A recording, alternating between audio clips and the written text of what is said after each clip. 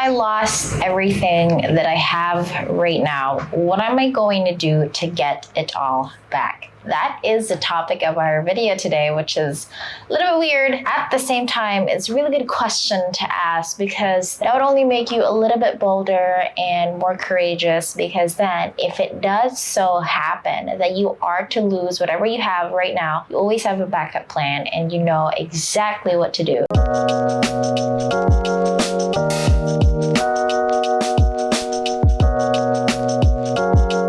So a few days ago, I was talking to the love of my life, and it just randomly popped in my head that, like, what if everything that I have right now is going to disappear? What am I going to do to bring it all back? And as of this moment, I have a really good money on my bank account. I have a car, I have a house, not totally mine yet. All of these things that you're seeing inside this house is mine. And so I would think that if it's all going to be gone, I have a car monthly payment that I need to get into, people in my team that I need to pay for, softwares that I need to pay for, the rental of this place, electric bill and water bill, utility bill, internet connection bill. So those things, what am I going to do to get everything back, or at least pay for everything that I owe every single month? So my plan is, number one, I'm going to sell all the items that I have that are not necessarily important.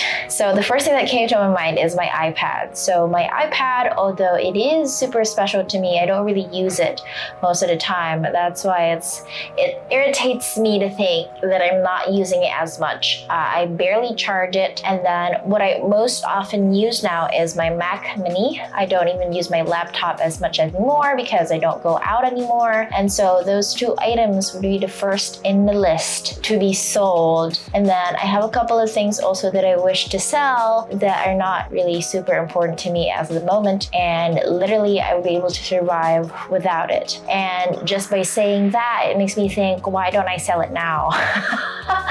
Just to get extra cash. I don't really need that as of the moment, and I'm not sure how regretful I would be if I would sell those two items. So perhaps I will get to a point where I'll sit in here and think about it. But those are the top two things that I wish to sell first.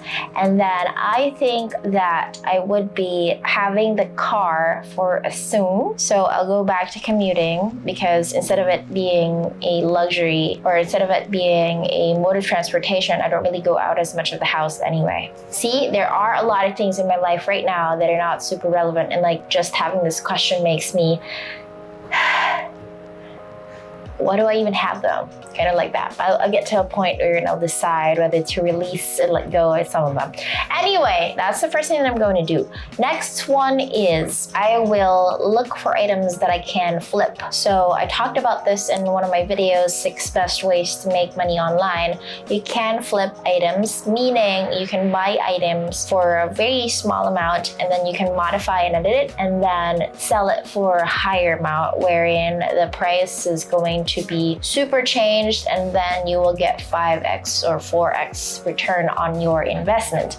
So that's the first thing that I will be doing. I'm not going to go freelancing first. People are going to think, hey, you should go freelancing already. No.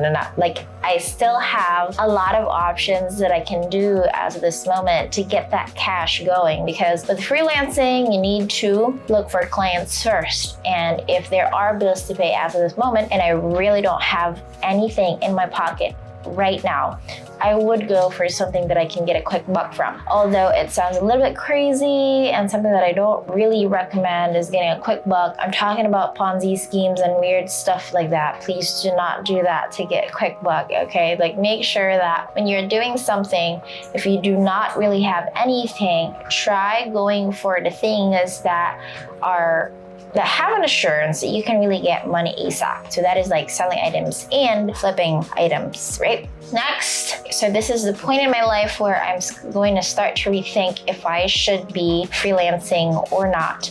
And I thought about it a couple days ago that I really want to go back to graphic design and design stuff or graphics for food entrepreneurs. And so I think that's the same way that I will be doing if I am to go back to zero, I will be doing that. I will be looking for clients in the graphic design industry, and most specifically look for food entrepreneurs, because entrepreneurs, they have monthly recurring revenue, and that would mean more work for me. I will simply go out to coffee shops, like literally people who are selling food around this area, try to see what I can do for them. I can come up with a deal, no-brainer deal, just to get my foot at the door, go to the local food shops there. I will not go to Facebook groups first, because again, we are looking for money right now as of this moment, and the best way to do that would really be to talk to people. And that part is scary to me because I haven't done that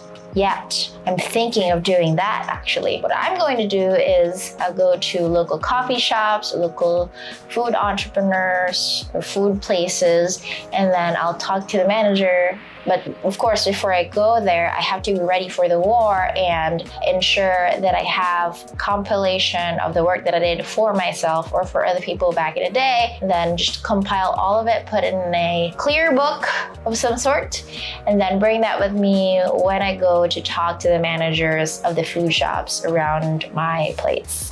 So after that, literally, I will be wasting a lot of time on this, going to coffee shops and food entrepreneurs everywhere, just to make sure that I'm closing a deal with them, that kind of stuff. And then after doing so, I can also go to Facebook groups and target foreign clients this time. So with foreign clients, it's a little bit different because they can pay you more. You can also charge a little bit higher because now you have a roster of real life experiences, right? So with the local coffee shops and food places that I gathered, I can do work for them without them paying me. And then I'll put that in the roster or in my portfolio in that very clear book.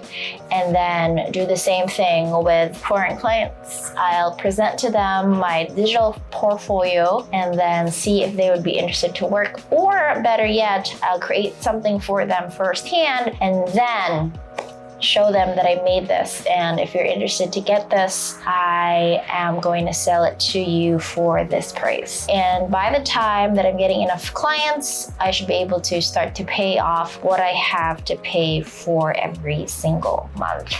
So that is my plan, and it's so awesome to have that question pop in your head, because it's like, hey, if I'm going to lose everything today, I don't have anything else to lose. I can just simply jump the gun on the things that I really want to create and I really want to put out there to the world, because if it fails, I have a backup plan, and it's good to know that you have that kind of thinking. So it makes you courageous. I dare you to question yourself the same question that I just did, answer it truthfully, and it will make you a little bit braver. So there's that for this video. I hope that you learned something. Pop yourself that question, and I'll see you in the next one.